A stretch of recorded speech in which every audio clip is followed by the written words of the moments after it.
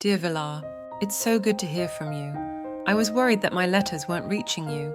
Being very far from Super Earth as well as the automaton jamming towers, communications was spotty at best. Your messages are just now coming in, and I'll try to address all your questions.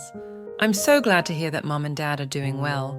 I was worried that they would have to move with the new weapon facilities being built in their area. Also, getting a plaque for being an outstanding citizen is great to hear as well. Please tell them that I'm okay and very healthy. Tell Mom that I have not been skipping meals because I know she would scold me if I wasn't. Just make sure you don't tell them about nearly dying from being run over by a charger. Mum would have a fit. I mentioned in my second letter about the young recruit who died on Fori Prime when he took his helmet off. You said you might know who he is. That's great news. If you find out more information, please send it my way.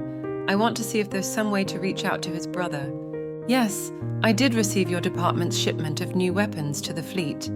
It's hard to believe that the quasar-cannon was made by your team specifically. It does quick work to heavily armored enemies, which is so helpful because it took quite a bit of resources to take them out before the shipments. I scratched your name on the outside of my cannon to not forget that you're with me always. Speaking of good news, the automatons are officially no more, at least not occupying any of the planets that we were tasked to liberate. Some of the Helldivers in my unit were saying that they will be back. I sure hope not. I would rather fight bugs than automatons.